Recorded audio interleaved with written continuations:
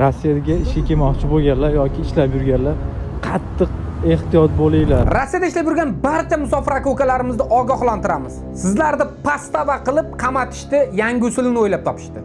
Har tomonlama podstava qilishyapti. Tem bo'li dokumentsiz.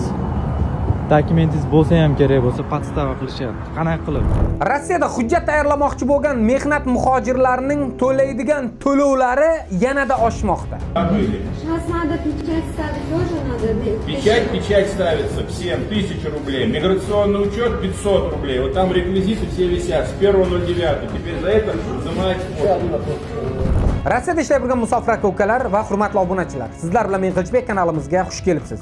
Bugun ham bir necha xabarlar orqali, videoroliklar orqali sizlarni ogohlantiramiz. O'ylaymanki, bugungi videoroligimiz sizlar uchun manfaatli bo'ladi. Kelinglar, hammamiz birgalikda bir-birimizni ogohlantiraylik. Nima uchun? Rossiyada ishlab yurgan musofir aka-ukalarimizni qamatishning yangi usulini o'ylab topishdi. Ya'ni sizlarni pastava qilishning. Qanday qilib? Hozir videorolik davomida sizlarga ko'rsatib o'tamiz. Bu videoroligimizga hoziroq erinmasdan like bosib, yaqin tanishlarimizga jo'natib qo'yaylik. Chunki mana shu videoroligimiz orqali bir-birimizni ko'zimizni ochsak, menimcha juda ham yaxshi ish bo'lar edi. Rossiyada yerda siz plastik topib olasizmi, pul topib olasizmi, umuman olmang ham, ishlatmang ham. Sababi shu yo'l orqali sizlarni pastava qilishadi va qamoqqa tiqishadi. Va qamoqda sizlarga har doimgidek taklif berishadi. Sen urushga borasanmi?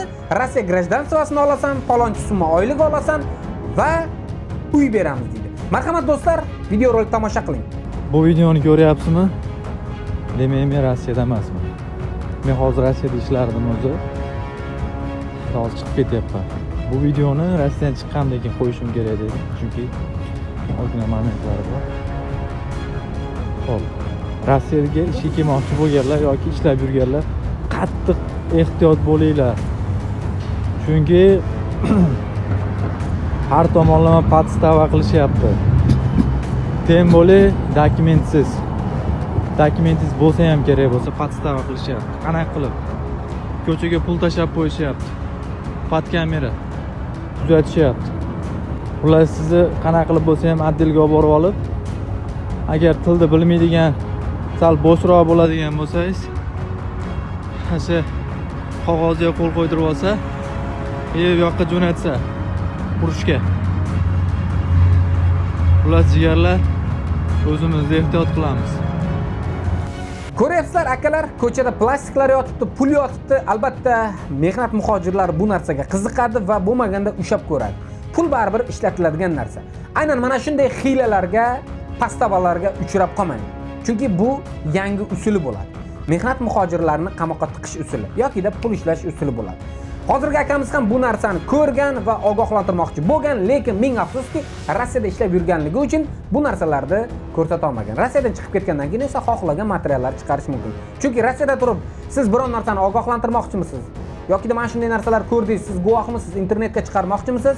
Agar chiqargan taqdiringizda ham sizga nisbatan jinoiy ish qo'zg'atiladi va sizni u yoq qilib qamoqxonaga tiqib yuboradi. Shuning uchun aka-ukalar shunga o'xshash holatlarni ko'rsangiz, bizga jo'nating. Moskvadagilar, dokumentingiz tugadimi? Kirdi chiqib qilmoqchimisiz? Chegaraga. Sizga ishonchli taksi kerak bo'lsa, mana bu raqamlarga aloqaga chiqing.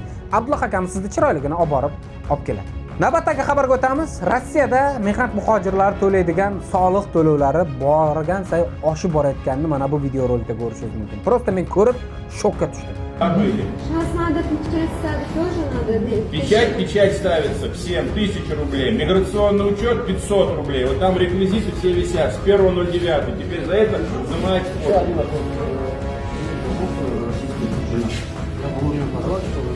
А можно вопрос? У нас еще не просрочено миграционное. На что? Тоже На что? печать ставить, тоже, да, платить надо?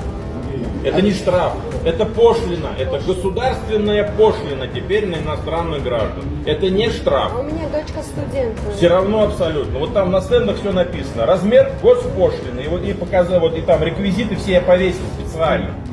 Миграционный учет 500 это если тех, кто без амины, у кого нет, кому нужна, кто не может поставить себя там дети, частная цель въезда, родители, 500 рублей.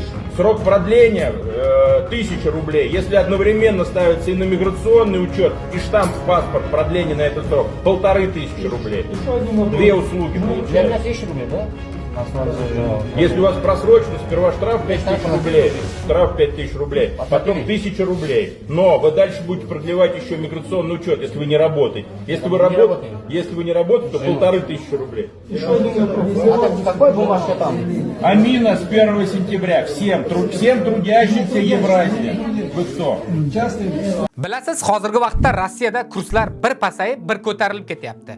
Shuning uchun men sizlarga eng zo'r kurslarda O'zbekistonga pul o'tkazadigan ilovani tavsiya qilaman. Tezda ilovasi. Bu ilova orqali sizlar Rossiyadan turib istalgan O'zbekistondagi Humo va Uzkartlarga beskomissiya pul o'tkazmasini amalga oshirsangiz bo'ladi. Bu ilovani yana bir qulay tarafi shundaki, O'zbekistondan turib Rossiyadagi do'stlaringizni ham kartalariga pul o'tkazmalarini amalga oshirsangiz bo'ladi. Ilovani yuklab olish uchun App Store va Play Marketdan qidirishingiz mumkin. Silkasi kommentariyada turibdi. O'sha silkani ham bosib, bemalol telefoningizga yuklab oling va qiynalmasdan pul o'tkazmalarini amalga oshiring.